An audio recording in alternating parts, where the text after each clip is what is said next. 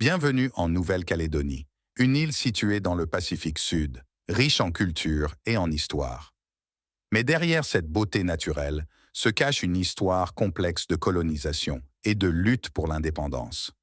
La Nouvelle-Calédonie a été colonisée par la France au milieu du 19e siècle, devenant ainsi une partie intégrante de l'empire colonial français.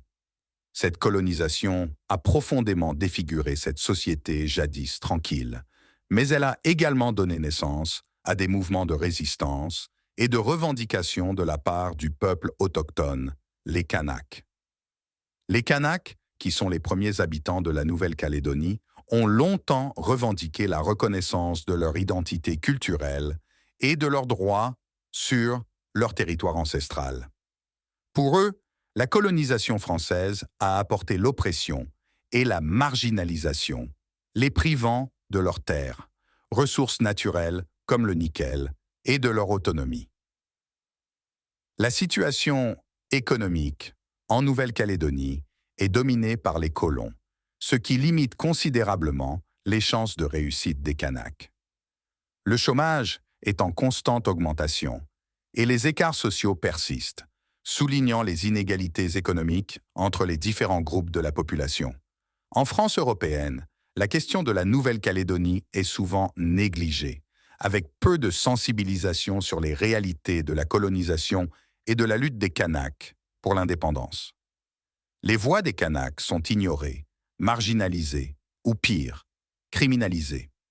Pour des intérêts économiques, dans un contexte géopolitique exceptionnel en Indo-Pacifique, une immense zone économique maritime faisant de la France la deuxième puissance maritime au monde. Marine Le Pen, Éric Zemmour, Pascal Praud, mon cher frère Mathieu Bock-Côté, qui remplissent des plateaux de TV en France pour dire que la France est un pays de blancs et adepte du grand remplacement, veulent remplacer les Noirs Kanaks sur leur propre terre.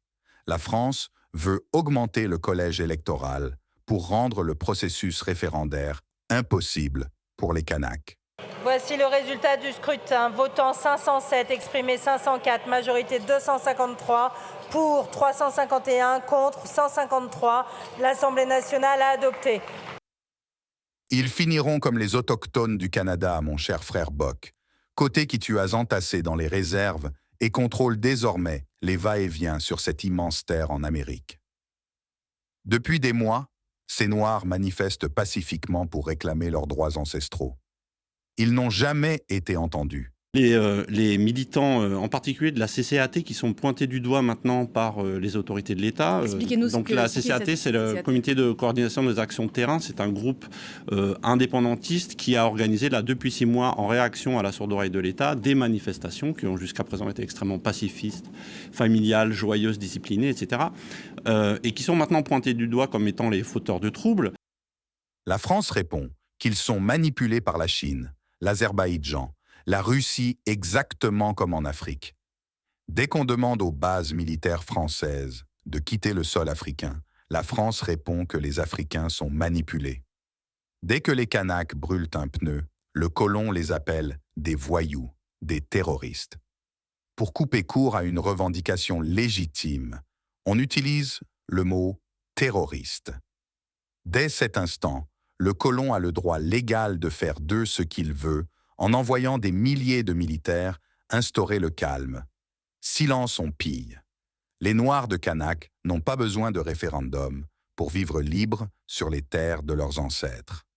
Les Blancs veulent se réunir entre eux en congrès à Paris pour modifier un bout de papier appelé Constitution, afin de se donner la légalité sur des territoires réels à des dizaines de milliers de kilomètres de chez eux.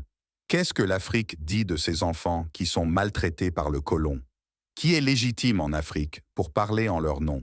Kwame Nkrumah disait depuis les années 60, « Tous les Afro-descendants, qu'ils vivent en Amérique du Nord ou du Sud, dans les Caraïbes et dans n'importe quelle autre partie du monde, sont des Africains et appartiennent à la nation africaine. » Pour défendre efficacement ces enfants partout dans le monde, l'Afrique doit s'unir de toute urgence afin de donner à une dignité à ces peuples.